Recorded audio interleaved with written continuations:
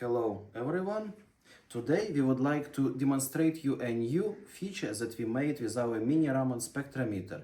You probably know the uniqueness of the device. It has inbuilt reference channel. So basically our laser is not frequency stabilized, and depending on the current on the laser, it changes the frequency position of the laser. And we monitor that every acquisition thanks to reference inbuilt channel. Just to follow up on that story, if I turn on the laser here, the reference spectrum would appear. You see peak of polystyrene, and it monitors laser frequency every acquisition, and we calibrate the spectrum of interest every acquisition. So basically, if I put here a sample, the red channel, yes, it has a spectrum, the sample, and it calibrated every time. But the problem with several samples that they are mixed of fluorescence and Raman. Like for example, this mineral of zircon, or fluorescence of glass, and inside there is a powder that has Raman spectrum. And identification of such stones, for example, minerals, can be very problematic if you made library on a device that have 785 0.1 nanometers frequency, and then you transfer this library to device that have frequency or wavelengths like 785 0.2. Then your mismatch would be huge, and it's a challenge. And for that reason, we implemented here technology which is called Shifted Excitation Raman Difference Spectroscopy, or SERDS in short. Let us demonstrate you it quickly here. So one more time, I put here a sample, and we have a spectrum of zircon, that's zircon.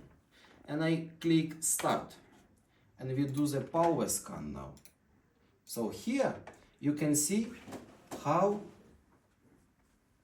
the spectrum of fluorescence shift in inverse centimeters, but spectrum of Raman stay constant in inverse centimeters, which is very natural. And by default, look at this result. Here we have two spectra. One is green because SERDS has been done automatically. That's fluorescence, yes?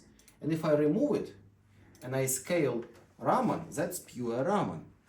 And this spectrum, look, is great for identification through the library database because it has no fluorescence component in it. Let's try some other sample. How about this? Ketoprofen through glass. Yes? So we turn on the laser. Let's see the spectrum. So I try to focus here, and I have a mix of glass and ketoprofen, let's say here. Let's get it somewhere here. Yes, so I have a mixture of two. Let's remove the reference so we see it like that. Or maybe a bit better focusing, like that, for example. Yes. And let's press start again. And we check. So as usual, Raman doesn't shift on this time scan, but fluorescence would shift. And here is the result. So let's see.